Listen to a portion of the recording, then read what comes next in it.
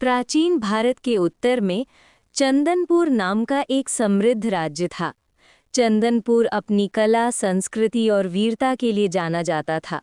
लेकिन इन सबसे परे चंदनपुर के बाजार की रौनक देखने लायक होती थी।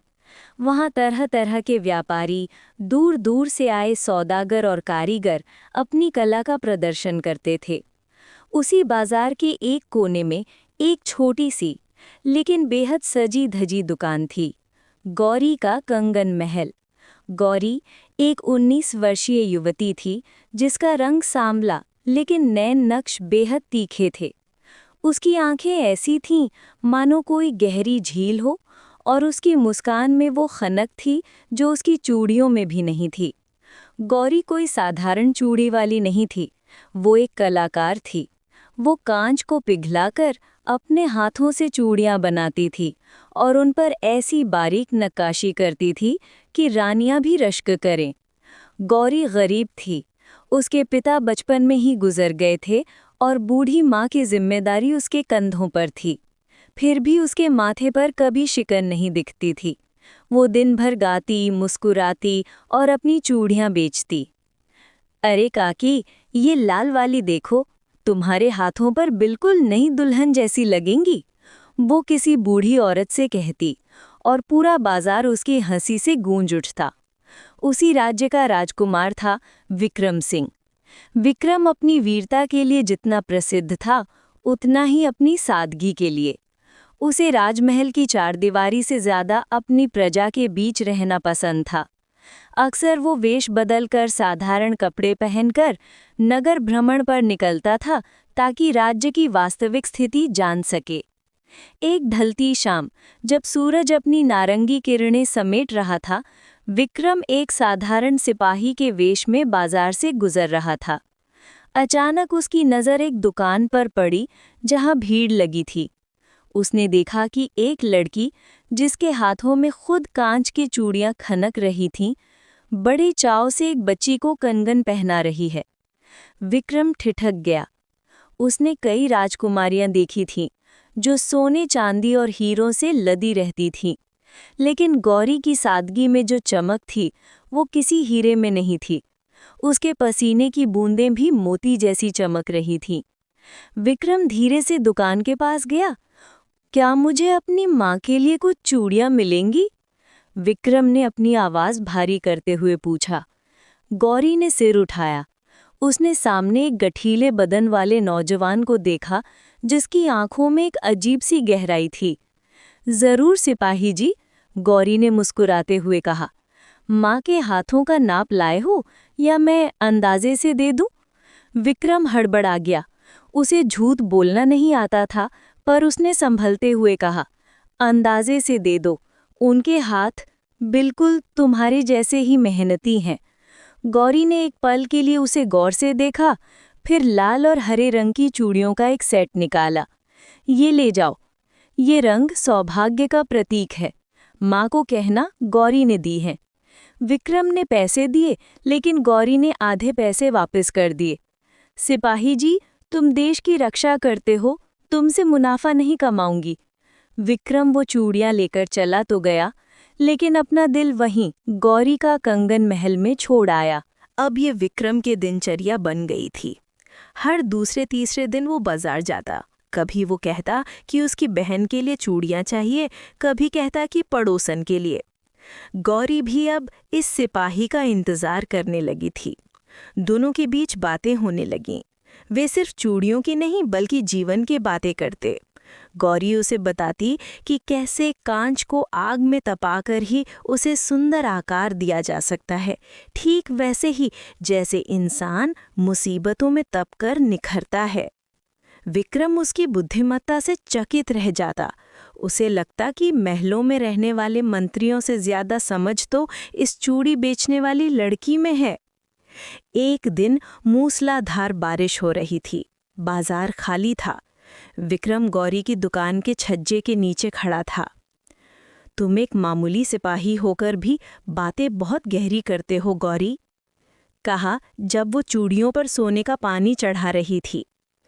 और तुम एक चूड़ी वाली होकर भी दुनिया को रानियों से बेहतर समझती हो। विक्रम ने जवाब दिया। गौरी हंसी।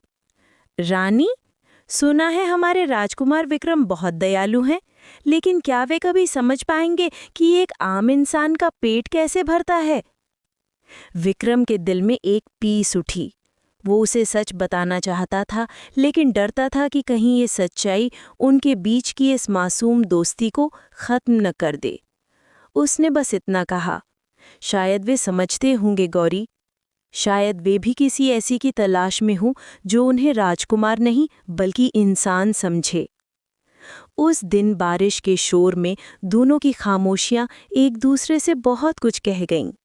विक्रम को एहसास हो गया कि वो गौरी से बेइंतहा मोहब्बत करने लगा है। अध्याय 4। भेद खुलना। प्रेम छुपता नहीं है और ना ही सच्चाई। चंदनपुर में वसंत उत्सव का आयोजन हुआ।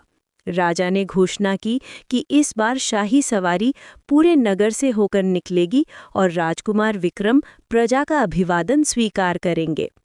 गौरी बहुत उत्साहित थी। उसने अपनी सबसे अच्छी साड़ी पहनी और बाजार के मुख्य रास्ते पर खड़ी हो गई ताकि राजकुमार को देख सके। उसने सुना था कि राजकुमार बहुत सुंदर हैं।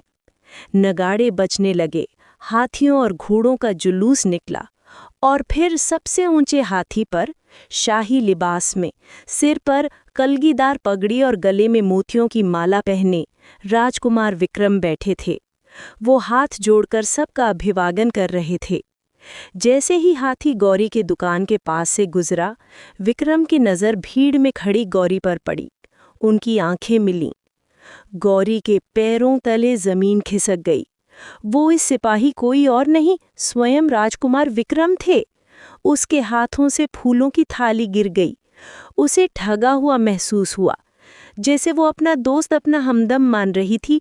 वो इस देश का भावी राजा था, उसकी पहुंच से मीलों दूर। विक्रम ने उसके चेहरे पर आए दर्द को पढ़ लिया। वो हाथी से उतरना चाहता था, लेकिन मर्यादाओं ने उसे बांध रखा था। अगले दिन गौरी ने अपनी दुकान नहीं खोली। विक्रम बेचैन हो गया। उसने अपने विश्वस्त सेवक को गौरी के घर भेजा। सेवक ने गौरी से कहा, राजकुमार आपसे मिलना चाहते हैं, राजमहल के पिछले बगीचे में। गौरी ने पहले मना कर दिया, लेकिन फिर उसने सोचा कि इस कहानी का अंत करना ही होगा। वो राजमहल गई। वहां विक्रम सादे कपड़ों में उसका इंतजार कर रहा था। तुमने मुझसे झूठ बोला। गौरी की आवाज़ में गुस्सा और दुख दोनों था। मैंने झूठ नहीं बोला गौरी, मैंने बस अपनी पहचान छुपाई थी। मैं चाहता था कि कोई मुझे मेरे पद के लिए नहीं, मेरे लिए चाहे। विक्रम ने सफाई दी। और गौरी, मैं तुमसे प्रेम करता हूँ। गौरी की आंखों में आंसू आ गए। ये संभव नहीं है राजकुमार, आप आकाश के तारे हैं और मैं जमीन की धूल। कांच की चूड़ियां राजमहल के हीरो के साथ नहीं सज सकती। राजा जी कभी स्वीकार नहीं करेंगे। मैं मना लूंगा, विक्रम ने उसका हाथ थामते हुए कहा। लेकिन दीवारों के भी कान होते हैं। ये खबर राजा मान सिंह तक पहुंच गई। राजा आग बबूला हो गए। एक मामूली चूड़ी वाली और भावी राजा, ये कुल की प्रतिष्ठा पर धब्बा था। राजा ने गौरी को दरबार में बुलाया। पूरा दरबार मंत्रियों और सामंतों से भरा था। गौरी साधारण सूटी साड़ी में सबके बीच अकेली खड़ी थी, लेकिन उसका सिर गर्व से ऊंचा था। राजा ने व्यंग्य से कहा, सुना है तुम कांच के टुकड़ों से खेलती हो और हमारे बेटे का मन बहलाती हो। क्या तुम्हें लगता है तुम इस राज्य की महारानी बनने योग्य हो? गौरी ने नम्रता से उत्तर दिया, महाराज, मैं कांच से खेलती नहीं, उसे आकार देती हूँ। और रही बात योग्यता की, तो वो महलों में जन्म लेने से नहीं, कर्मों से आती है। दरबार में सन्नाटा छा गया। किसी की हिम्मत नहीं थी राजा के सामने ऐसे बोलने की। राजा ने क्रोधित होकर कहा, जुबान लड़ाती हो? ठीक है, अगर तुम साबित करना चाहती हो कि तुम राजकुमार की योग्य हो, तो तुम्हें एक परीक्षा देनी होगी। आज्ञा दे महाराज, गौरी ने कहा। राजा ने अपनी उंगली से एक बेशकीमती हीरे की अंगूठी निकाली। तुम्हें 7 दिनों के भीतर ऐसी कोई चीज बनाकर लानी होगी जो इस हीरे से ज्यादा कीमती हो, लेकिन उसमें न सोना हो, न चांदी, न ही कोई रत्न। अगर तुम ऐसा कर पाई तो विक्रम तुम्हारा, वरना तुम्हें हमेशा के लिए यह राज्य छोड़ना होगा। ये एक असंभव शर्त थी। हीरे से कीमती बिना रत्नों के क्या हो सकता था? गौरी वापस अपनी छोटी सी झोपड़ी में आ गई। विक्रम उसे मिलने आया। उसने कहा कि वो पिता से विद्रोह कर देगा, पर गौरी ने उसे रोका। नहीं विक्रम, अगर मैंने ये शर्त नहीं जीती तो हमारा प्रेम हमेशा गलती कहलाएगा। मुझे अपनी कला पर भरोसा है। गौरी ने 7 दिन और 7 रातें न खाना खाया न सोई। उसने भट्टी जलाई, उसने बाजार से सबसे साधारण कांच और चंदनपुर की मिट्टी ली। उसने कांच को पिघलाया। वो उसमें अपना पसीना, अपने आंसू और अपना अटूट प्रेम मिला रही थी। उसने कांच की चूड़ियाँ बनाई, लेकिन वे साधारण नहीं थीं। उसने कांच के भीतर चंदनपुर के इतिहास को उकेरा था। उसने बारीक नक्काशी से कांच के अंदर ऐसे रंग भरे थे कि जब उन पर रोशनी पड़ती तो ऐसा लगता मानो चूड़ियों के अंदर खेत लहलहा रहे हैं, नदियां बह रही हैं और सैनिक रक्षा कर रहे हैं। उसने चूड़ियों में चंदनपुर की आत्मा डाल दी थी। 7वें दिन दरबार लगा। राजा, रानी और सभी मंत्री उपस्थित थे। विक्रम का दिल जोरों से धड़क रहा था।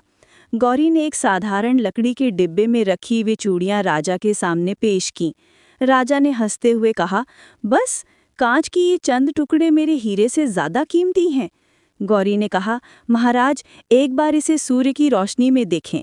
राजा ने जैसे ही चूड़ी को उठाकर सूर्य की रोशनी में देखा, वे स्तब्ध रह गए। उस पारदर्शी कांच के अंदर उन्हें अपना राज्य दिखाई दिया। हंसते हुए किसान, खेलते बच्चे और सीमा पर खड़े वीर। वो सिर्फ एक गहना नहीं था, वो एक दर्पण था जिसमें राजा को अपनी प्रजा की खुशहाली दिख रही थी।